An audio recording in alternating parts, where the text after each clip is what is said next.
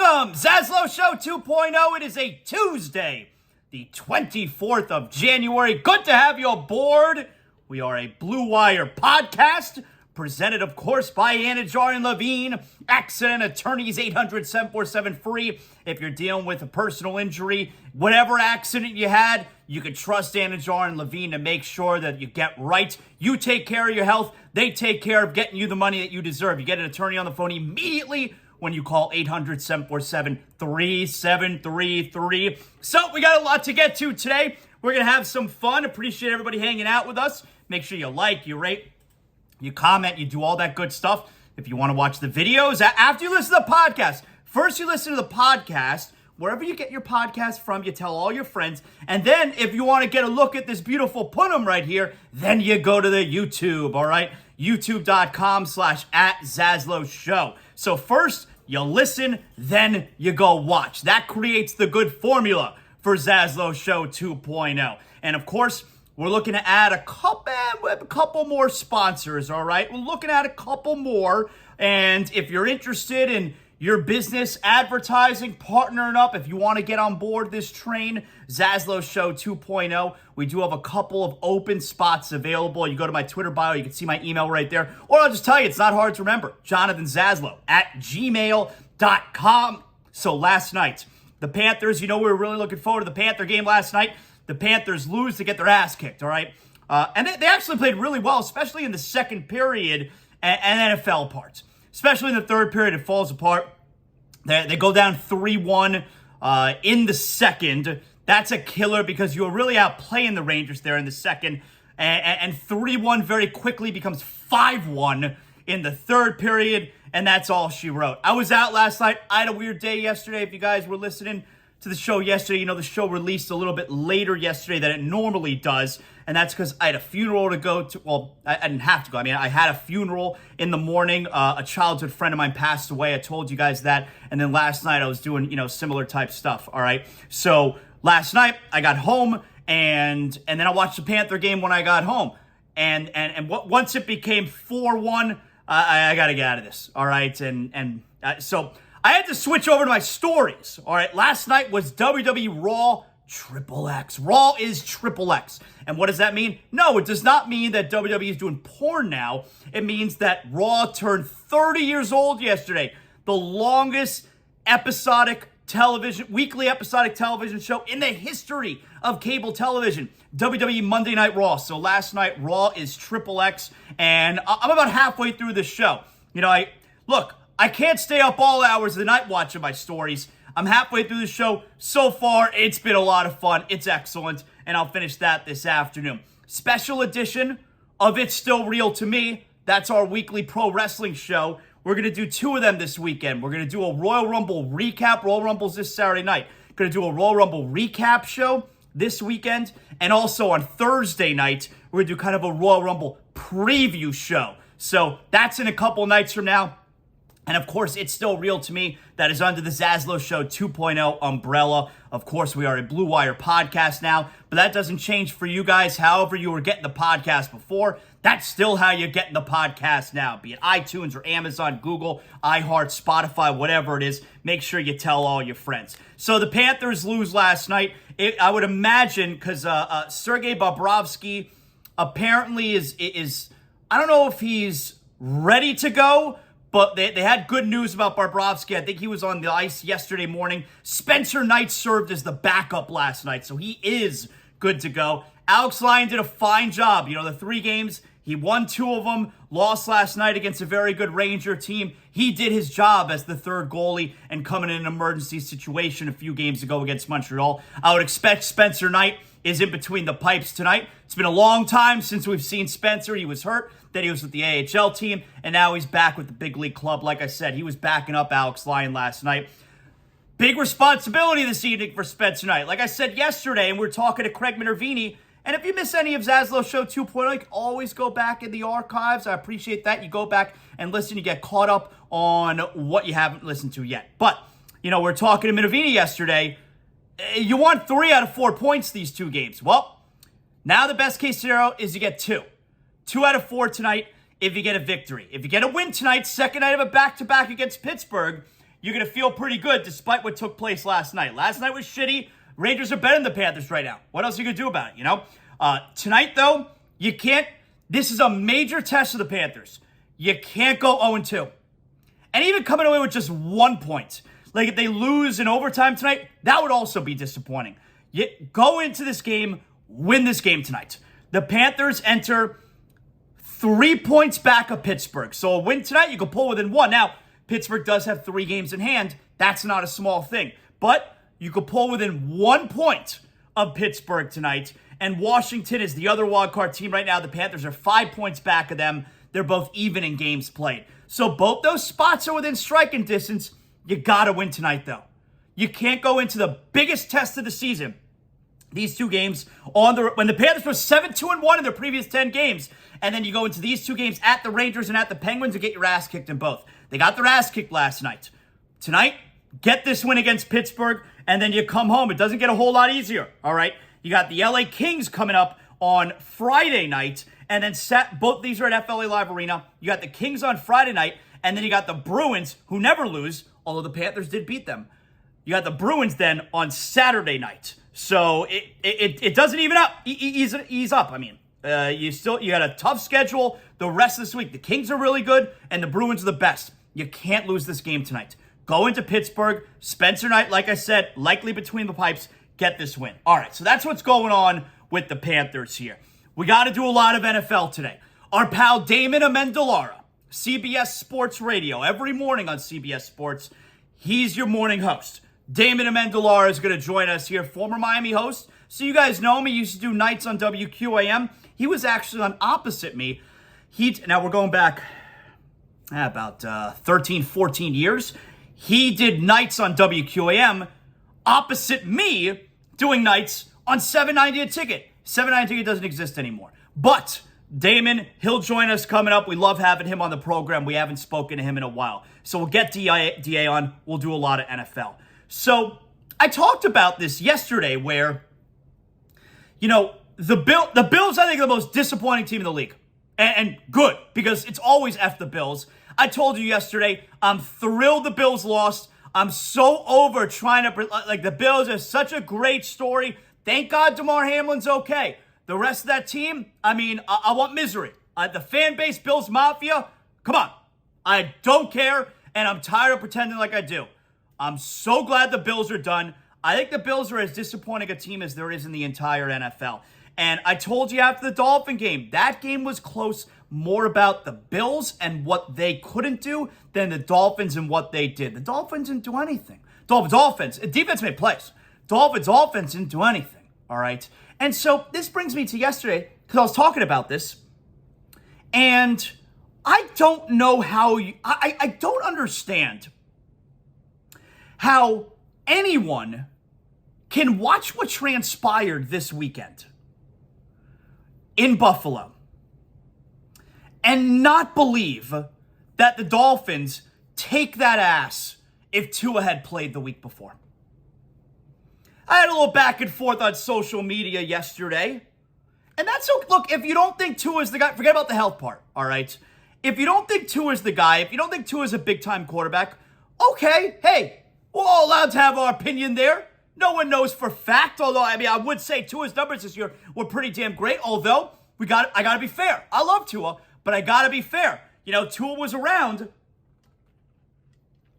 for most of that 5-game losing streak. Matter of fact, the games against the Chargers, the Niners, the Packers, where he suffered the concussion through the interceptions, those games right there, Tua had the ball. The Bills, Tua had the ball in the fourth quarter of all those games, either with the lead or a chance to take the lead and win the game. And he didn't come through. That's a fact. You got to be fair about that, all right? But here's my point as far as the Dolphins would have beaten the Bills if they had Tua. Whatever you think of Tua, whether you think he's great or not, and I do, but whether you think he's great or not, can we all agree that if the Dolphins lost by 3 with a pretty inept offensive performance en route to 31 points, those 31 points were gifted to them. mistakes, penalties, special teams. If the Dolphins lost by 3 points with Skylar Thompson as the quarterback, at the very least, even if you don't believe in Tua, even if you don't think Tua's the guy, at the very least, can we all sit here and agree that Tua is 3 points better than Skylar Thompson?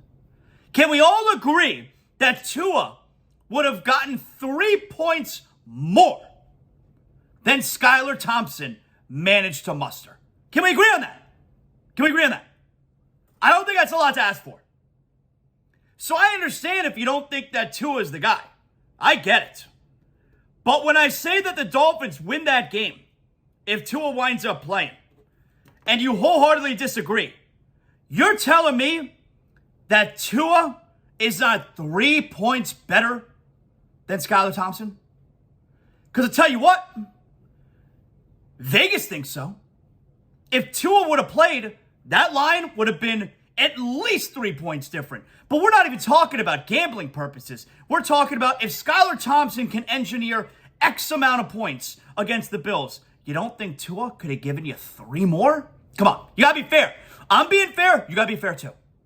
Come on. So I don't get it. Even if you're not a Tua guy, you come out of that game, especially after seeing, we'll talk to Damian Amendola about this. We'll see if he agrees. You're coming out of that game this weekend now against the Bengals. I don't know how you don't think that Tua definitely wins you that game. The Bills were massive frauds, it turned out, the entire season. I know Josh Allen now, they're saying he's got the elbow injury. Stephon Diggs is super upset. He should be. But I'm glad the Bills are done, man. So, I'm looking at the 4 teams remaining, and I'm trying to figure, all right, of these 4 teams remaining, who do I trust the most? AFC Championship, Bengals, Chiefs. NFC Championship, Eagles, Niners. Who do I trust the most going into the games this weekend? Maybe we'll make that into a ZASLOW Show 2.0 poll question. You can always hit me up, by the way, at ZASLOW Show on Instagram, where I'm an influencer, at ZASLOWJ. Love getting back at you guys. But at ZASLOW Show on Twitter. That Twitter, Elon Musk, it's a freaking dumpster fire. I hate it. But anyway, of the 4 teams remaining, who do we trust the most? I'm going to give it to you in order here. I'm actually going to start at the top because the top's easy for me. So I'm going to go in order. I'm going to take out the dramatic effect. I'm going to go 1 through 4. Because the team that I trust the most, and this is crazy to say this, the team that I trust the most going into this weekend is so easy for me. It's the Bengals. I trust the Bengals the most. You look at the teams that are remaining. Bengals, of course, were in the Super Bowl last year. So you know that they could win big games. Joe Burrow does not get rattled. He's as cool as they come. You thought they had offensive line deficiencies last week. They still managed to kick the shit out of the Bills. I look at the 4 teams remaining. I trust the Bengals the most. Number 2, the Eagles. I trust the Eagles the second most going into this weekend. Based on what we saw from the Eagles this weekend, they really kicked the shit out of the Giants. Jalen Hurts looks good to go. Looks fine. I trust the Eagles. They've had a great year, and they showed that they're ready to go last week. You say, ZASLOW, where are the Chiefs? Tell you what, the Niners are coming in at number 3. Yeah, that's right. I trust the Niners third most. The Niners might be the most well-rounded team. But eventually, Brock Purdy's got to have a game where he's not, where he makes some mistakes. And this Eagle team's really good. And now we're on the road. He's never lost a game, Brock Purdy. I think it's pretty acceptable if Brock Purdy loses his first game in the NFC Championship. Like, there's no shame in that. And the team that I trust the least out of the 4 teams remaining is the Kansas City Chiefs.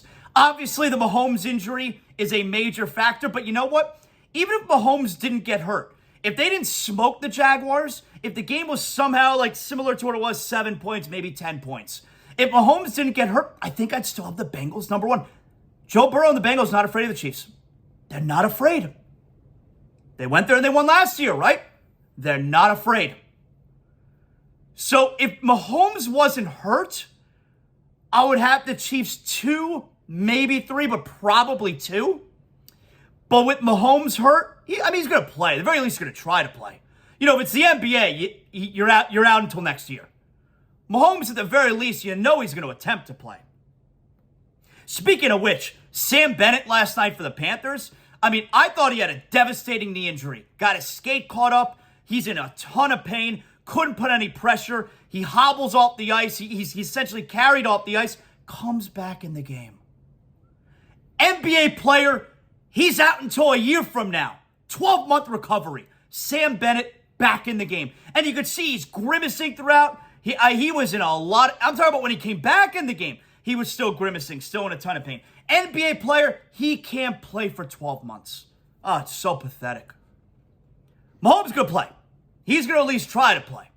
No way he doesn't. If he were healthy, I'd probably trust them second most, but not ahead of the Bengals. I trust the Bengals the most this weekend. Eagles second. Niners third. The Chiefs. Chiefs are fourth for me. I don't trust the Chiefs this weekend. I don't trust them.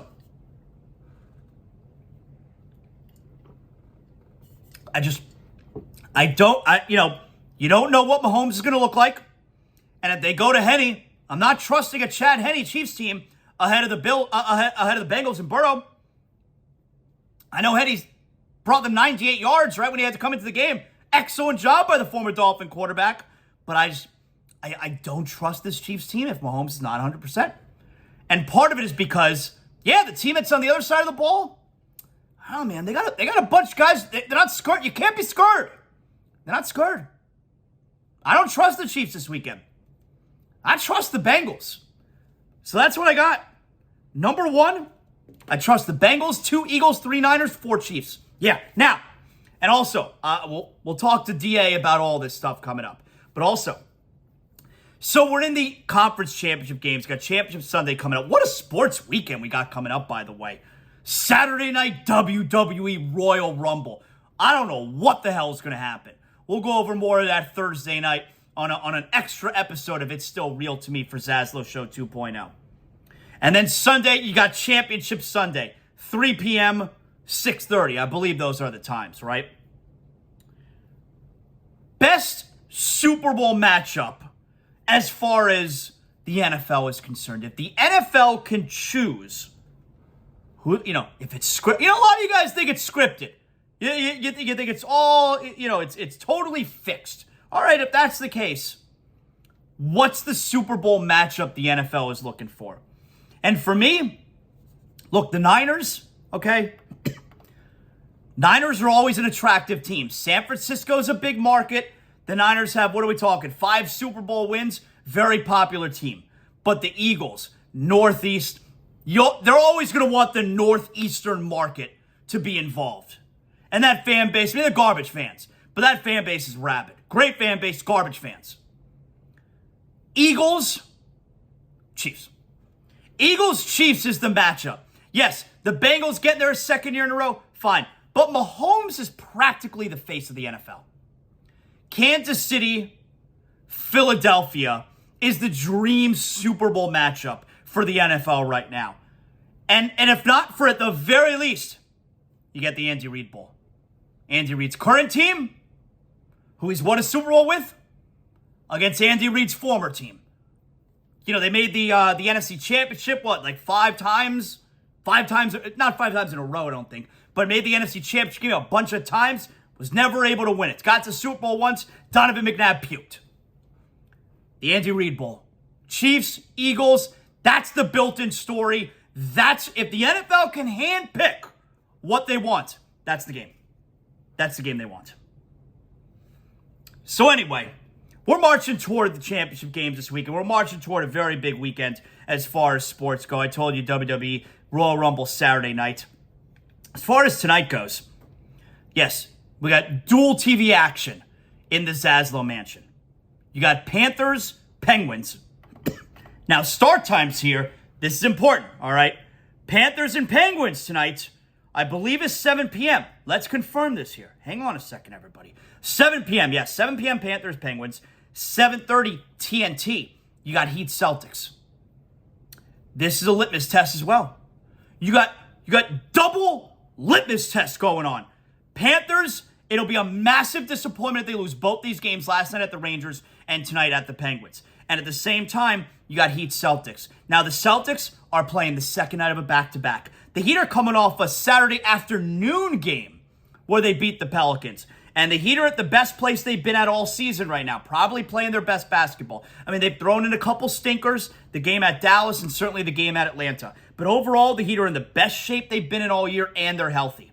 The Heat, 26-22. That ties a season best 4 games over 500. They're 6th in the Eastern Conference. The Celtics, 35-13. Best record in the NBA. They've won 9 of their last 10. I think they had they just won 9 in a row? No, they had some kind of stretch going on here. Yeah, Boston had just won 9. My goodness. Yeah, Boston had just won a bunch of games in a row. And then last night, they lost to the Magic. Go figure that out. Look, Magic got a good future. That shit team right now. Magic have a decent future. Last night, the Magic beat the Celtics 113-98. One of their big guys didn't play. Either Horford or Williams didn't play. No, Williams didn't play. So most likely Horford, because I think they're sitting him back-to-backs. So Horford probably won't play tonight. Robert Williams, I assume, will play tonight after sitting out last night. Malcolm Brogdon is a game-time decision, I believe. Marcus Smart is a game-time decision, I believe. He got hurt a couple games ago. The Heat, everyone's good to go. You know, tonight would be, you know what you're going to get from Bam Butler. Tonight would be a nice night if Kyle Lowry does something. Everyone fawning over Kyle Lowry a couple afternoons ago, scored 7 points in the fourth quarter. It's like, isn't that a red flag? If we're getting excited over Kyle Lowry scoring 7 points in the fourth quarter, over Kyle Lowry taking more than 3 shots of the game, isn't that a red flag if we're getting excited over that? Heat and Celtics tonight's a major test for where the Heat are right now. It feels like the Heat are at their best. Well, they are. I don't say it feels like it. They're at the best spot they've been in all year. We're also headed toward the trade deadline. Make this front office believe that you're in this thing. You had an NBA trade yesterday. I told you about that during Big Deal, Not a Big Deal. Rui Hachimura was traded to the Lakers. Does nothing for me. I don't think Hachimura's a player. He's been a disappointment as a rookie, as a lottery pick a few years ago out of Gonzaga. Yeah, I don't think Hachimura's a player. Kendrick Nunn was sent to Washington. Oh, but that's a position that the Heat could have used. They only had to give up Kendrick Nunn and 3 second-round picks. I don't think Hachimura's a player. Maybe the Heat feel that way too. I don't know. But they're we know we're dealing with rumors out there. Hey, make the front office believe that you're a team that would benefit from a big trade. I do believe that the Heat are out there trying to do something. So we got the trade deadline coming up in a couple of weeks. And tonight goes a long way toward, like, if the Heat can go toe-to-toe with the Celtics tonight, if the Heat can get a huge win on the home floor, let's go. TNT game. There you go. Who's on? Oh, it's Iron Eagle, Jim Jackson, Jared Greenberg. That's your crew tonight. Obviously, excellent crew. And maybe show the rest of the league a little something here tonight. So this is a major opportunity for the Heat. We'll have the Heat on the big TV, ZASLOW Mansion, family room. Now the Panthers will start on the big TV, and then we'll likely switch it over at intermission. Heat game starts at 7:30. That then gets big TV status. Panther game, that's going to be on the small TV. If the game's tight in the third period, we'll do the old switcheroo. We'll switch it back. We'll catch the end of the Panther game on the big TV, and then we'll flip back the Heat game once the Panther game ends. We'll see. I don't know how this whole situation is going to play itself out. We'll see. Now, another situation, which seemingly has played itself out. It's over now. We talked a lot about this yesterday. Shannon Sharpe. There's something weird going on there, all right? So, Shannon Sharpe acting a fool on, I guess it was Saturday night at the Laker game. We talked a lot about it yesterday. Everybody's talking a lot about it. And everybody tuning right back in to Undisputed yesterday to see what Shannon Sharpe is going to say, to see if he's going to apologize, to see if he's going to continue to defend his behavior. Because after halftime of that game where he was acting a fool and trying to fight all the Memphis Grizzlies, and even though Shannon Sharpe in the past has admonished this kind of fan behavior, has been extremely critical of fans who sit in the front row and think they could behave any way they want to behave. very hypocritical of Shannon, which wouldn't surprise you that the biggest hypocrite in professional sports, LeBron James, who has spoken out about fan behavior, who himself has had fans get thrown out of games, would tell you he's okay with it because, his words, Shannon's my guy. If you're a fan behaving poorly, you got to go. Most of us believe that. But if you're a fan behaving poorly and you're LeBron's guy, he's okay with it. Biggest hypocrite in all of sports. Well, something weird's going on with Shannon. So yesterday, Shannon Sharpe, I don't know, it's like in the middle of the show. They didn't start the show with it. Shannon Sharpe's in the middle of the show, and he gives off the... First of all, this apology took forever. But give Shannon Sharpe's apology a listen here, because the whole... he's thanking his... He's apologizing to his kindergarten teacher. He's apologizing to the mailman. He's apologizing to everybody here. As you probably have heard or have seen Friday night at the Lakers game, I want to apologize for my behavior. Guys, I've preached for the last 6.5 years, responsibility and accountability. And I take full responsibility for what transpired. It does not matter what Dylan Brooks said or how many times he said it. Me being the responsible person, me having the platform that I have and having so many people look up to me, I was wrong. I should have lowered the temperature in the arena. Instead, I turned the temperature up and I let it get out of hand. And I want to apologize to a few people. First of all, I want to apologize to the Lakers organization, Jeannie Buss, the Buss family. I apologize for any harm or unwanted attention that I brought to your organization. I want to apologize to the fans that were in attendance and the fans that watched on television, because that's not what you paid for and that's not what you tuned in to watch. Shannon Sharpe should have been mentioned as someone that was at the game, not someone that let his emotions run high and get out of hand during the game. I want to apologize to the Memphis Grizzlies.